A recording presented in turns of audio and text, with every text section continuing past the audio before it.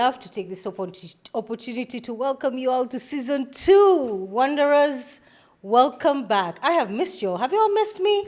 All right. We're starting Season 2 on a different note this time. I want us to examine the human condition. I want us to look at the different human conditions and see how they interact with alcoholism, sobriety, and addiction.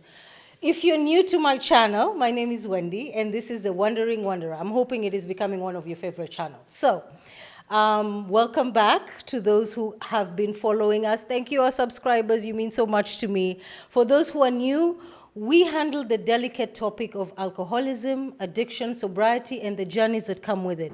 Come with us on this journey as we wonder about how sobriety affects, or how alcohol addiction interacts with grief. Grief is not new to any of us. We've all lost someone, we've all cried, we've all laid somebody to rest who matters in our lives, and we feel like life cannot go on. How does that work, or how does that interact with addiction? Does addiction influence grief, or does grief influence addiction? Now, I know you all are used to my pretty face, but this time I am bringing another pretty face to tell you all about grief. Now, the person I'm about to introduce you to is a lot of things. I'll let her tell you all about herself. But y'all, she's also like a sister to me. She's a friend, and she's held so much space for me. So y'all give a warm Wanderers welcome to Muthoni. Muthoni, thank you for joining us. Thank you for being my first guest. Yay! Yay! I appreciate you so much for coming on. So tell our viewers a little bit about yourself and why I think you're an expert on grief. I don't know where to start. You can start anywhere. Okay, so hi everybody. My name's Muthoni. I am a therapist, and I work with individuals and couples in dismantling limiting self-talk and behavior. I don't think I'm an expert in grief per se. I think we are all experts of grief, because grief is really fundamental to the human condition. It is. So what I see myself, even though the title is a therapist, my job is to support folks in navigating those difficult spaces and difficult experiences. So I think of myself like a doula. Like a doula. When I think doula, I think childbirth, right? I think like just that pain and the experience of going through childbirth. Right. But now that you say it, I kind of like think it is pain. It is going through an experience that will change you permanently. It kind of marks you forever. And so yeah, I never thought of it that way, but that's a good way to think about it as a doula. Oh, thanks. I mean, for me, I think the key thing is transmutation. Is how, and especially when you think about grief, because grief is number one. I think what has happened is we've pathologized grief and made it be like grief is such a bad thing, especially when folks who quote unquote linger in grief.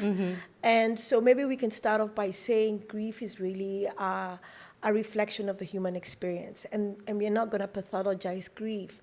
But when we look into grief in relation to alcohol use, right? If we looked at it as a way that people use it to cope. Yeah. Do you know what I mean? Yeah? Yes. Yeah. Yes. And I think what I've gone through, and I think my most intimate interaction with grief was when I lost my mom to breast cancer, which was, I think, I have experienced grief after that, but that was my most impactful, if you can use that word, right? It's the one that really, really almost, I feel like it almost broke me. And I really use alcohol as a crutch, because I think I can confidently say the next 3 years, I was angry at God, I was angry at the world, I was angry that she left, I was angry that she got sick, and I dove like head first into alcohol.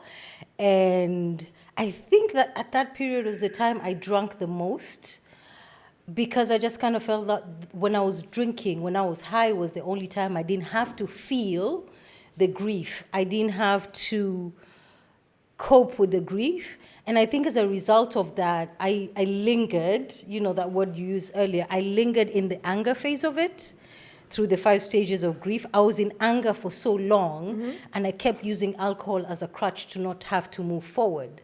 And so I can relate to when you say that, because I'm thinking during those 3 years after I lost her, alcohol was the only place I found refuge in, because I didn't have to think about it. I didn't have to feel it. Yeah. Tell us a little bit about how that interaction, or the need for a crutch. Why do we even need a crutch when we're grieving? I'm so sorry about your mom. Thank you. Thank you. We will tell our viewers a little bit more about that. Another story. My mom needs a whole season, not just an episode. Yeah. Wow. Okay. So when you talked about how alcohol was your solace, that makes perfect sense, because when you think about the ways that alcohol interacts with the brain in terms of memory, you know what I mean? Just that part of memory and the numbing of that. And so behaviorally, you don't, quote unquote, remember stuff. Right. Yeah. By the way, can I curse in this podcast? Yes, you can curse. Please go ahead. I think our viewers are used to it. Our viewers are used to it. I always say pardon my French, but please go ahead. Okay. You just don't want to remember shit. Like, you know what I mean, right? Go ahead and curse. Yeah. So when you think about that, then it makes perfect sense that this is a place you don't have to remember. And then if you don't have to remember, then you don't have to physiologically experience the grief. I think the thing is we don't talk about the way that grief physically impacts your body. Yes. Your literal body, from the fatigue, from memory, from the ways that it numbs you, right? The way that actual alcohol interacts with your heart, your physical heart, right? Yeah. The way you don't want to eat, so you're literally not eating, and you're also metaphorically not nourishing yourself. It is literally death. It is. If you think about grief that way, so it makes perfect sense to want to not want to engage in the world, right? Yeah.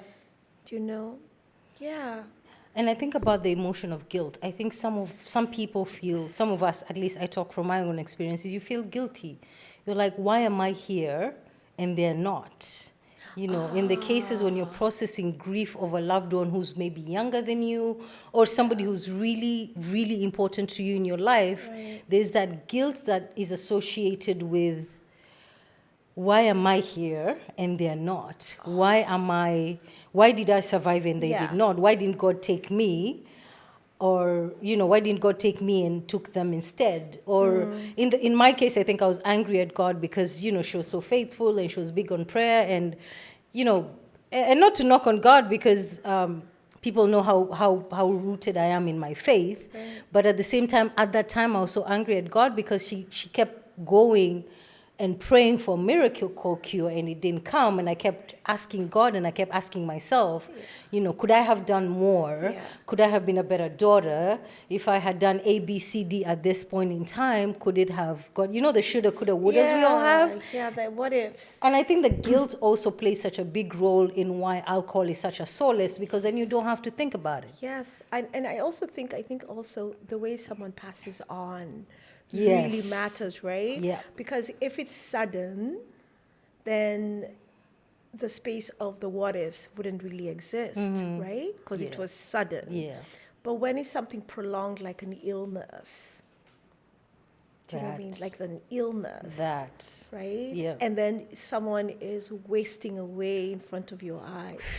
Ooh. It's rough. And you know what? Now that you also talked about feeling a sense of betrayal, right? Yeah. And you said, my mom was faithful, right? She was faithful to her relationship with God, and then God let her down. Like, what the hell? Yep. Right? Yep. I was there for a bit, yes. Right? Listening to you, all I could think about was what alcohol replaces for a lot of us is we don't have communities that support us in grief. Do you know what I mean? We don't have rituals of grief. So you've gone through this huge event, this monumental event, this event that changes your whole life, right? And you're all alone. Yep. Right. And the one thing I hate people saying to each other at funerals is don't cry. That phrase drives me bananas because I am like, if they're not supposed to cry, especially because I remember my aunt telling me, don't cry, you'll make your grandmother cry. And I'm like, she just lost her daughter. She should be crying. Well, at least I hope she should be crying. She just lost her child. And I just lost my mother. What do you mean don't cry? And I think there's this notion of if you cry or if you externalize it, which is ideally what should be happening. You should be letting that grief out. You should not be holding it so, so tight. And I think one of those things, small things that you tell people, okay, give advice to people if you go to a funeral. Number one, I'd say, please stop telling people not to cry. Because I think it's just an outlet. One of the many outlets, but an outlet for grief that is so vital. Because then if you don't cry and you hold it in, whether you're a man or a woman, it does literal physical damage to you because you're hanging on to this grief. You're holding on to all of these emotions and they have to get out somehow. Wow. I should have mentioned my father passed on when I was 16 and a half. I'm so sorry. Okay. Thank you, love. And so when we talk about grief, it's, there's that sort of shared pool. Listen to you and talking about the thing of being told by your aunt, don't cry, right? And I was thinking how you and I are from the same community, and there's a push for stoicism. Yeah. And especially in relation to vulnerability by women. And so, we are not raised in spaces that allow us to be vulnerable. Right? Right? Vulnerability. Yep. And so when we think about other communities here, whereby they have this rites of grief, right? And they're loud. Yeah. And some of them like flang themselves on the casket, right? They have all these rituals, and what those rituals do, if you think about it, they sort of pressurize the intensity of grief. And so it makes perfect sense then that for our community, if you think about it in numbers, we have higher rates of alcohol use disorder, right? Because it's like no outlet, none. Yeah. Right, none. And then when you think about like, let's say generational grief and trauma, right? Which I think we'll be discussing when we talk about mental health. Yep. So we are like little time bombs. That's a good way of putting it. Little time bombs just waiting to explode. Waiting to explode, right? Yeah. And when we think about things like unresolved grief, which is grief that has kind of sat, it has not been processed because most people don't know how. Let's talk about how alcoholism then intersects with this person who's grieving, with this person who doesn't know how to interact with their grief, with this person who's now looking, and I don't think people want to hide from their grief. I think people don't know how to process grief, and they're not allowed any spaces to do that, because there's this thing of, my mom's been gone about 15 years now. Right. And at that time, I'm always still super sensitive. At the time of our anniversary, still a sad time for me. And I know there are people who think there should be a time limit to it. Like if it's been 5 years or something, like get over it. Like why are you still sad after all this time? And I feel like that contributes to how addiction then takes hold, because where then do you go at this time when you need to process those feelings that come up during anniversaries or special occasions, birthdays, or when you're in a place where it triggers memories of this person, whether they're good or bad, and how to process that and how addiction comes in and plays such a role with that. Alcohol just helps. It does, unfortunately. It temporarily, though. It helps temporarily. It just helps. Yes. Like, Like, it just helps. You don't have to think about it. You don't. You literally don't have to think about it. But that means you also don't process it, though.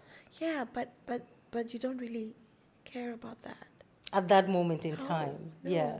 And then, remember we talked about grief is pathologized, right? And then there's quote unquote like a timeline, like you need to have gotten over it. Mine has been 30 years, and next month is 31 years, and it's still new. It is. It's still new, right? Yep. The intensity is not as new, but it's still, right?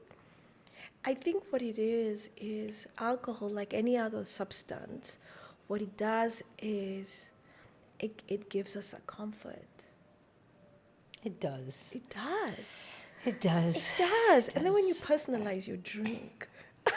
Oh gosh, don't get me started. Don't get me started. Right? It does. It does. But I think the thing for me is it also slows down what should be that grieving process. Yeah, it does. Right? Yeah, it does. Because the 5 stages of grief as we know them become, you can, like I personally got stuck in one for a very long time. Yeah. And then yo-yoed between a few more. Because again, there's this notion that you go from stage 1 of anger to stage 5 acceptance in a straight line. You see, that's the And thing. people don't understand that there's like, yeah.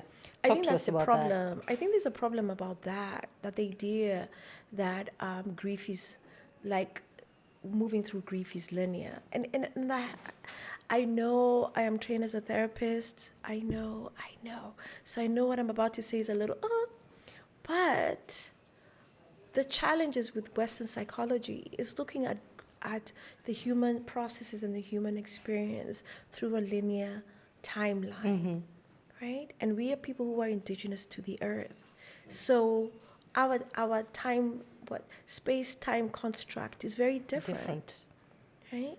So you who's stuck in anger for like 3 years, you think there's something wrong with you. No. And the problem is grief is pathologized to begin with. Yeah. Right? And then when you add in using substances like alcohol as a way to deal, because on top of grief, there is no community. There's no place. And there's no place. So I think and I know we're going to talk about this as we move through this, is what are the support systems can someone sort of be able to lean into to help them navigate grief? I think the first thing is not to pathologize grief. There's nothing wrong with you to be stuck at anger. None. Someone died. And I think that's the part that leaves so many people feeling raw, unseen and unheard, and feeling the need to hide their grief because they feel like it's been this amount of time and I should be over it by now. It should be this amount of time, I should not still be crying. It's been this amount of time, I should still not be feeling the way I'm feeling. And I think for me, I always describe grief as a different sort of animal. It's like one day you're on solid ground. You're like, okay, I'm feeling better. Today's a new day. And then the next day, the wave of emotion just comes and sweeps you off. And you're like, what in heavens is going on here? Because you're a complete emotional mess. And you don't know what to do with it because you're like, I was feeling better yesterday. Why am I a mess today?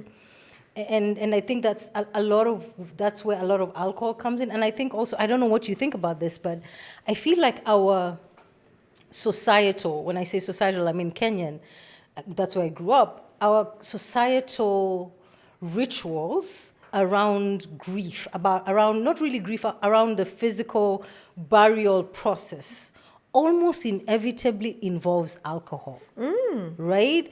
It almost always, there's alcohol involved in the life celebration, if you call it that, in the burial, in the day of the burial, the day before and after. It's almost like alcohol is part and parcel of it.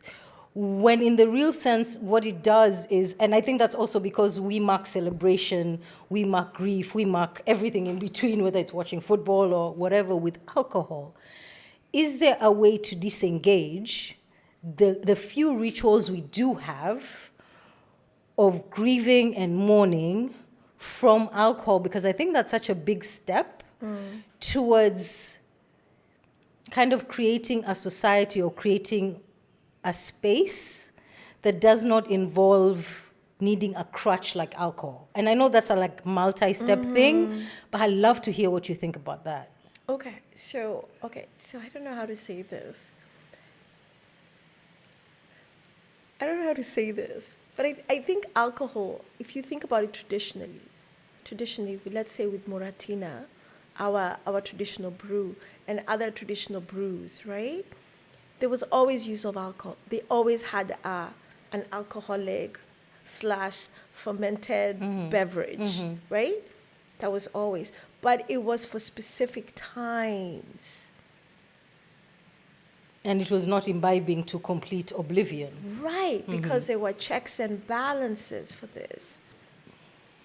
Right. So I think it was one of the episodes where you talked about like our social spaces are, alcohol is there. Yep. You can't run away from it. You can't run away from it, right? You can't run away from it. And I think what has happened maybe the last 5-10 years, especially here in Kenya, maybe 15 years or 20 years, is that they've added more items in the marketplace across socioeconomic levels. So I don't know if it is possible to not have this substance central to our communal engagements. I don't think that's possible. I think maybe what we need to have is a little bit more of an honest conversation on the impact of alcohol use. Because remember, for some people, let's say drinking maybe a bottle of alcohol or wine every day will be completely detrimental to their physical beings. Others may need more, right? Yep. So there's no more drinking more than 5 bottles a week or something. I don't know. I don't know if it's possible to disengage. So I usually say I'm not completely against alcohol. Yeah. I've said it on a few of my episodes. I'm like, there's just a time and a place for it, and the quantity matters. When you're using alcohol just to get by, that's a problem, and that's almost my driving force for this channel. It's when alcohol then becomes a crutch that makes you unable to process life's lifing. That's true. I still go back to the idea that indigenous / pre-colonial cultures had plants, and that would serve those purposes, like how they'd make moratina, for instance, right? Or how they use, I know we're not going to talk about, let's say, tobacco, but they had all these plants. If you look in South America, you have all the other plants like ayahuasca, iboga, whatever, right? It's not that we didn't have substances. It's the way there was a controlled element how these substances were used. We don't have that anymore. Do you know what I mean? And then we don't have a community to support you when you're grieving. So what really, are we surprised that people, are we really surprised that people end up, having an alcohol use disorder? No.